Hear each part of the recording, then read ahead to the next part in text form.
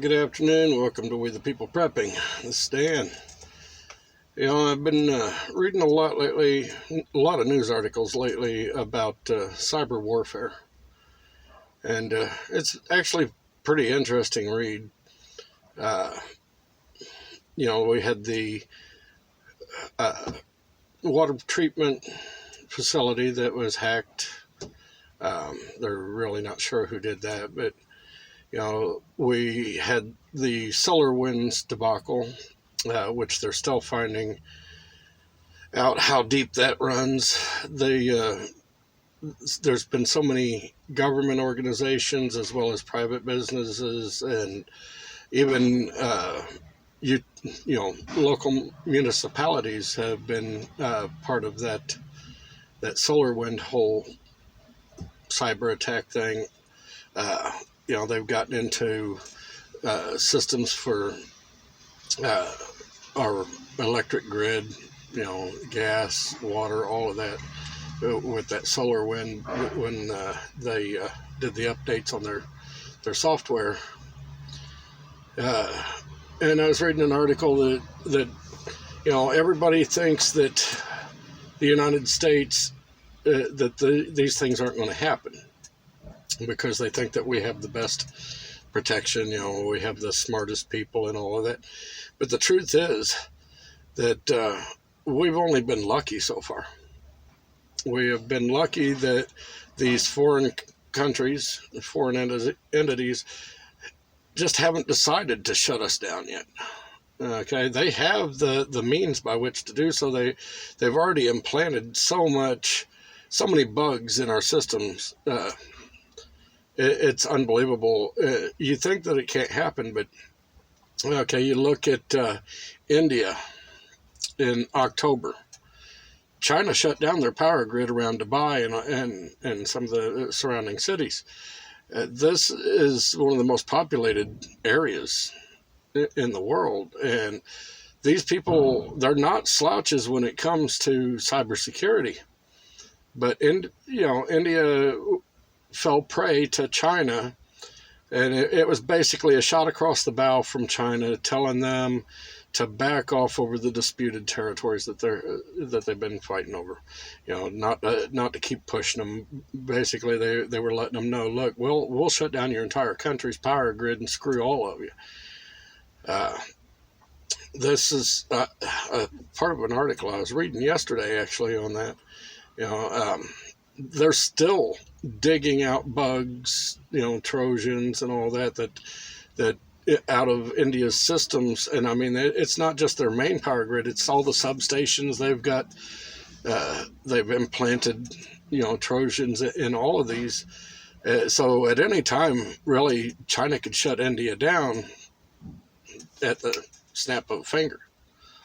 Now, India, like I said, they're no slouches when it comes to cybersecurity. I mean, a lot of our computer tech support actually is based out of India. So if you think that they're not computer savvy, they are. And hell, I've met some people from India that could do some incredible things on a computer.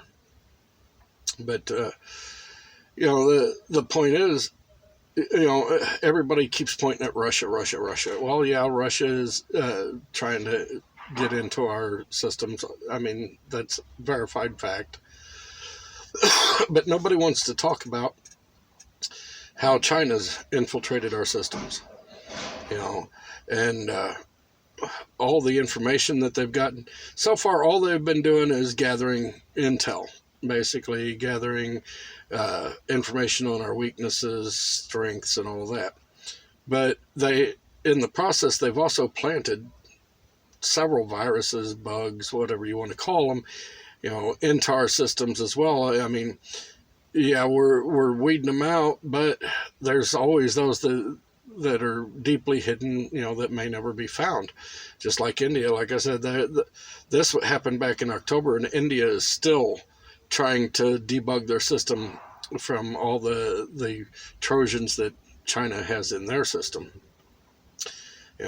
So it isn't a matter of, we're good enough to where our security is good enough to where they can't do that. It's just that we've been lucky that these other foreign entities haven't decided to just pull the switch on us, you know. And I think a lot of it has to do with, you know, they don't want to do it unless they have to, in order to, you know, because they know that if they do that, that it's going to bring war to their country. Now, if things get so bad in their countries that they decide, well, hey, you know, we're losing here, you know, on the economic front or whatever, you know, or, you know, you're putting too much strain on our economy, whatever. Hey, boom, they're gonna pull the switch. You know, yeah. Now we have the same capabilities, and we've been planting stuff in other country systems for a long time as well. But that's going to be the next big war, is the cyber attacks, the cyber warfare.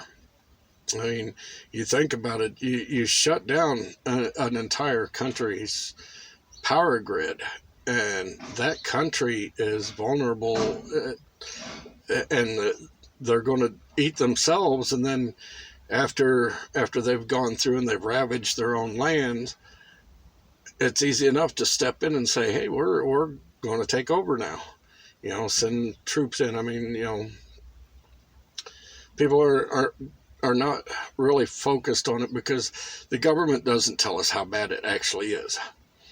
But you know, it's like India. A lot of the information on their cyber attack that happened back in October, they're trying to keep most of it hush hush, but a lot of it did get out. You know, especially since they did shut down the power grid for major cities in India. You know, so it's kind of hard to keep that quiet, you know what I'm saying? So a lot of information about the cyber attack did get out, and that China was behind it. And it's just a matter of how much do we piss off another country before they decide that they're going to do that to us, you know? And how prepared are we for something like that? You know, I mean, as a prepper, I try to prepare for any eventuality. That's just common sense. But some things are harder to prepare for than others. You know, I mean, a long-term power down, a grid down situation here in this country, I hate to imagine what that's going to look like, because, you know, after 3 or 4 days, people are going to start panicking. After a week, maybe 2, people are going to start, hey, you know, there's nothing to stop us from committing all sorts of crimes. I mean, they'll start that, you know, within the first few hours of the power going down. But once they realize, hey, the power's not coming back on, we have free reign, you know, God knows how bad it can get. So imagine, I mean, you know, imagine if our grid was down for, just say, 3 weeks to a month. How much damage that'll do to our country. I mean, it'll shut down pretty much all the infrastructure, because, well, the trucking industry, for one, we won't be able to do anything, because we work on a just-in-time system. And this just-in-time system is controlled by computers at the warehouses that tell what, when, where, and how things are to go. You know, so, because, you know, otherwise stores have to have bigger storerooms to keep stock. This way, the stuff gets there just in time to restock the shelves, which is why it's called a just-in-time system. So, you know, you got a few days worth of supplies at any given time at any of the stores. Okay, now power goes down for 3 days, or within the first 3 days, those shelves and everything are going to be gone. I mean, there's not going to be jack squat left on the shelves to buy. And let's face it, the majority of people in the United States are not prepared to last beyond 3 days. You know, I know a lot of people that the most food they keep in their house is maybe 3 days to a week. You know, and I've been after them for years to keep emergency foods on hand. You know, backup you know. But you can only preach it to the people for so long, and they don't comply. They don't listen to you whatsoever. I've got even family members that I've got that are like, well, I don't see the sense in stocking up. There's nothing going to happen. But you know, the more advanced our technology gets, the more reliance we have on it, the more vulnerable we become. And let's face it, I mean, the majority of our country is reliant on technology.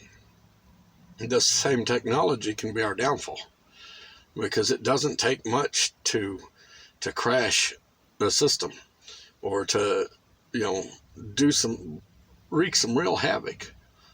you know I mean, could you imagine if you know if they started hacking into all of our public utilities, and screwing with our water supply like they did down in Florida, where they basically poison the water by adding more lye to it than what is called for, which would have poisoned the water and killed a lot of people had it not been caught in time.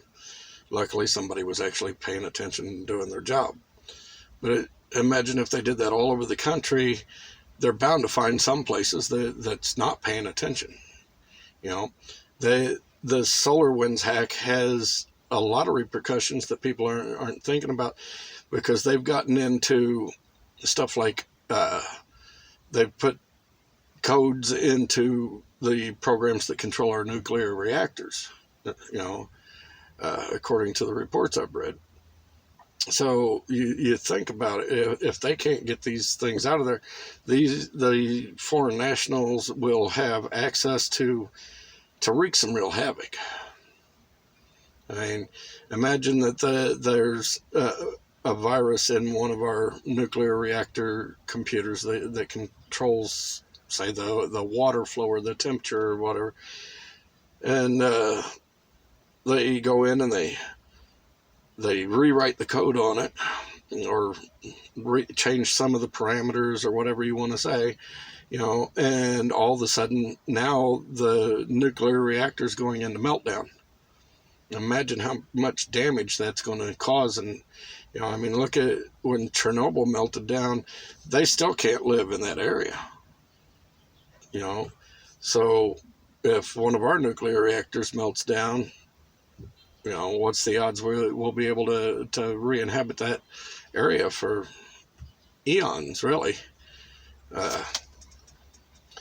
They could come in, shut down the power middle of summer when it's extremely hot. There's going to be a lot of people that would die from that, because a lot of people can't take the heat, especially the elderly and the young. They can go in, basically screw our country royally, and we don't think about that. Anyhow, this has been Dan with We the People. If you like my content, please hit the subscribe, give me a thumbs up or thumbs down, it don't matter. Share my content. I'll talk to y'all later. God bless. Bye. Hey, by the way, I am going to put some links to some news articles concerning cyber attacks in the description, so if you want to read those, they're very interesting to read. Otherwise, do some research of your own, find out exactly how much of a danger these cyber attacks actually are to the world and to the United States, and to you as a citizen of the United States. This has been Dan. Have a good day. Bye.